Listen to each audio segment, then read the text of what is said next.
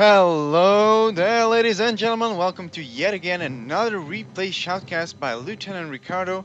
Today we'll be having a new series of games. It's not a follow-up on the previous series between Sam and Ambiovia. Instead, it's a new series between Pontifical Swiss Guard and Uprock.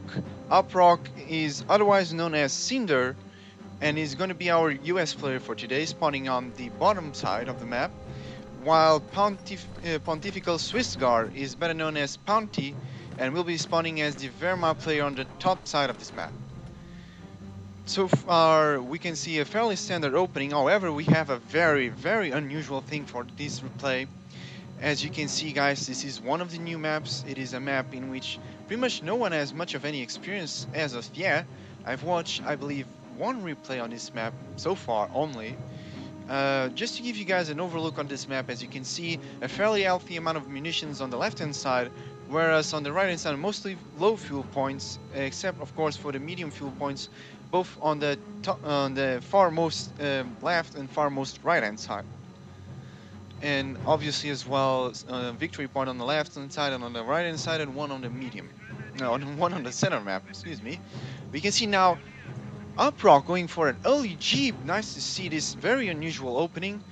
But however, PonTi going for a standard opening with Volks.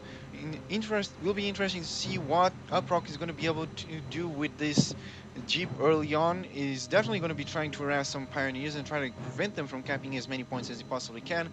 However, he is going for the side in which there are Volks as well, so a little bit unfortunate there, and the Volks might be able to actually catch up with that Jeep eventually. Pioneers now being harassed by the Jeep. Pioneers, however, already in heavy cover, so they will be doing a lot of damage to the Jeep, and realizing that wisely, Rock is pulling out. He can't just keep its Jeep up at a long distance, since it does outrange the Pioneers, but instead it decides to move back, and it appears like he's going to try to engage his Pioneers once more, now that they're no longer in heavy cover. However, Volks are already approaching that Jeep, and they will be engaging some engineers capturing that victory point, and some more engineers on the other side also capturing the entire left-hand side. So obviously Uprock trying to gain some advantage by keeping his engineers capturing those points, while the Jeep engages on the right-hand side and prevents PonTi from actually being able to capture most of it. However, we can see some riflemen approaching. I would be looking into this rifleman trying to engage these Volks, because as you know, one rifleman and one Jeep are way superior to just one Volk. Engineers also approaching, however they are repairing the Jeep and they take massive damage from the Volk engineers. Forced to retreat, they might actually however get taken up, but Jeep already on the push, so Volks less accurate. Engineers manage to retreat. However, the Volks are already getting pushed out of cover. They are also being pushed towards Riflemen, so Riflemen even more efficient up against them. Riflemen now moving about, not entirely sure what for. And as you can see, the Volks might actually be forced to retreat, however he's just pulling them back manually. One bike coming about to try to help those Volks retreat was just a few seconds too late. One MG already set up as well, however it's too far away from the Riflemen. Oh, ladies and gentlemen, and now I realize why Uprock decided to move those Riflemen over to this extreme area. Because he knew the MG was setting up, and by seeing that MG setting up, he moved his Riflemen from this area all the way up down here, so they wouldn't get suppressed by those Riflemen and still be able to take some more damage onto the Volk. Riflemen now approaching the MG and still on heavy cover, so they should be able to do quite a decent amount of damage. However, now Uprock might be a little bit undecided about what he really wants to do, as he's pulling back once more, and Volk and the Riflemen starting to get caught out of cover as they were not close to that wall. Bike taking some damage from the Jeep, however the Jeep also damaged, so it is forced to retreat. We can see some more Riflemen approaching from down the field. They might be trying to go for the flank, however there isn't that much of a need for a very wide flank, as you can see the MG as its primary, as its center of the arc pointed at the Riflemen, so the incoming Riflemen would most likely not be successfully targeted. However, the bike could very easily push the Rifleman out, so wisely he makes the wide flank. Rifleman forced to retreat, however there is still a Jeep out there, and it might be able to do some more damage on these Volks units and force them to retreat. But the bike also closing in on the Jeep and forcing it to go further and further back. Pioneers moving up with the bike, however Rifleman going up to the MG, but the MG fires on them by successfully repositioning and forces them to retreat before they would take any further damage. Some more riflemen coming about to this area. Apparently they're not going to be engaging this force directly. Engineers taking some more damage from the bike. They might get taken out if he isn't careful and retreats them immediately. Only one engineer left. Very impressive retreat button. Are they going to manage it out? And they are most definitely going to manage it. Jeep actually almost down to half health. Bike pretty much in the same status. However, there are Pioneers nearby, so the bike and Pioneers should be able to win this engagement. And wisely, Uprock trying to move back, however not entirely successful in terms of micro, as his Jeep is taking extra damage and not actually being able to fire while retreating. Now finally, after all this harassment, PonTi is starting to get his real hold on the right hand side. Up to now he had a fairly low amount of map, however he did have this medium fuel, but other than that he did not have this low munitions and he did not have this low fuel point. So we can see now PonTi with 30 munitions and 31 fuel income, whereas Rock with 27 munitions and 21 fuel. Interesting to see that although Rock is focusing on the superior resource side, he's actually still with lower resources, whereas PonTi momentarily has the advantage. However, Rifleman decapping that strategic point, which you can see is extremely important for anyone trying to hold on to that right hand side, because it entirely disconnects the right hand side unless you capture this medium strategic point, that is. But it does currently belong to the US player, and I'm not entirely sure if PonTi actually already realized that capturing that point could do wonders for his game. However, he is now harassing the victory points clearly so that they won't get gunned down, but Rifleman engaging those Volksgrenadiers, but they are on long-range MG firing on those Riflemen, suppressing them and forces them to retreat once more. And another big engagement coming about. Mine taking some serious casualties there for those approaching men. Riflemen being forced to retreat, Jeep engaging that bike, which is somewhat considerably damaged. We can see a bunker already up and an MG and Pioneers and some more mines being laid out. Good to see PonTi making use of his munitions income fairly early on. As you can see, without Alfie munitions, he still has about 86 munitions and already 2 mines laid so far, and we would be able to upgrade this bunker anytime now. So the MG is now repositioning clearly to anticipate the next flank. Engineer is now idling about, but already on the move and probably going to be decapping this fuel point.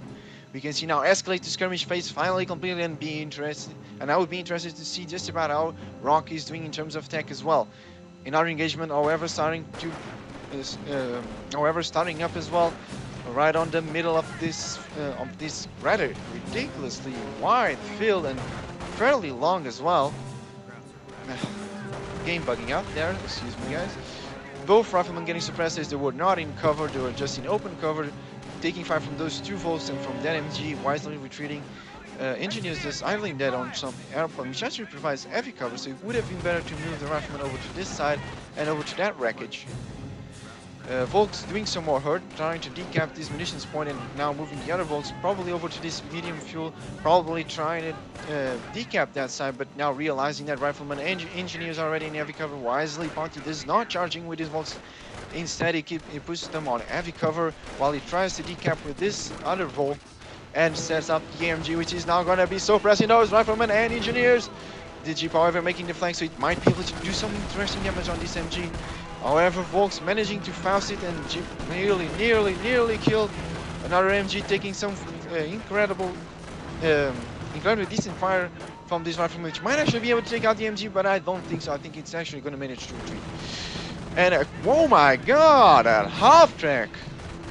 Just as I was trying to wonder what tech Uprock might be trying to go for, it astonishes me by going for an half track and already trying to upgrade it to a quad. However, it is taking very significant damage from those Panzerfaust, so it will have to repair it, and quite a little bit of a premature charge out there, because as you were able to see, the Rifleman already being suppressed, and the quad wasn't actually upgraded yet, so it wasn't able to suppress the enemy or do some damage towards the suppressing MG, and it automatically revealed to the enemy that he actually had a quad. Oh man, there is some very decent damage. I would like to see him going after those Volks. He could actually take them out, but he's not going to do so.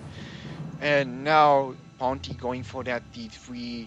Oh man, I'm not entirely sure that's actually the best choice that he could possibly make. And because as you guys saw, Uprock went for that T3 himself, and the Wehrmacht T3 is not all that great against the American T3. That in fact the Wehrmacht T2 will have much better chances at countering this squad. As a pack, I believe takes out the quad in about 2 shots, maybe 3 at maximum, but probably 2 shots. More Volks being forced to retreat here. Some engineers idling about. Would be nice to see them laying some mines, as it would help countering that T3, although obviously Rock not entirely sure about what PonTi stacking might be at this point. You can see him also getting a campfire center, and already this bunker upgrade to an MG bunker, and with an MG inside of it, it is definitely going to help out securing this area, and it's going to make all it more difficult for Rock to be able to get back into this right hand side. Rock now finally getting the recap on this side, and he's going to connect his resources, because as you can see, he was even undersupplied. But however, now with that those points recaptured, he now goes all the way up to 62 pop caps, so effectively doubling his pop cap with just 2 sectors captured, which obviously amount to all of those extra sectors captured as well. Finally, some mines being laid down by Rock, and that is, as you guys been able to see, PonTi has definitely been on the mining business, and some wire being laid out to just help that MG securing this area, although I'm not entirely sure this is the best way to lay that wire. You should probably try to just lay the wire so that it would funnel things over to that MG instead of actually blocking units from going all the way up to it. Now Volks engaging some engineers, which are already been in help, so they might actually get taken out. Volks are trying to chase after those engineers. Are they going to be able to take them out? But he actually lets his engineers go away. Now finally a Puma arrives on the field, and the only thing that Rock has from his T3 is this measly half track, and the Puma is actually able to do some very good damage against this half track if he wants to, but he's not focusing on it. And M8 comes to the rescue, and now without an upgun, that Puma will be forced to retreat because the M8 is so far superior to it. M8 wisely chasing after the Puma. He doesn't want it to upgun, however it now stops. It cancels out that that attack move, which is actually quite a pity, because if he had just chased after this Puma, he could have easily taken it out, because as he actually should know, PonTi does not have a T2, so there would be no hidden pack, and at the very most he would have another Puma, which would also not be actually able to do much of any damage up against this M8. Now Volks charging in up against the M3 and the M8. They're probably going to try to Faust. They're starting to get suppressed, and now moving back with a M8 to try to keep those Volks from actually being able to Faust. 1 Faust now, 2 Faust now, but it's not enough. Ladies and gentlemen, it is not enough. The quad now getting bad, doing some very heavy casualties, some very nice suppressing effect on the Volk. Not actually needed to retreat all that much. You can see some medics, so probably there is a medic tent. There is the medic tank. And with those 2 bodies, it should actually be already going for half of the needed casualties. Puma now engaging the M8, but the Puma is not upgunning. Is it actually upgunning? No, it's not. In fact, it doesn't even have munitions to upgun a Puma. However, it does have a Stuka now with a Puma as well on the field. It will make the jump, make the M8, which will give the M8 a very hard time actually being able to secure safe it, because the Puma can actually block its path. You can see finally some riflemen starting to decap this side, but already with very significant casualties. If a Puma would move up there, we would probably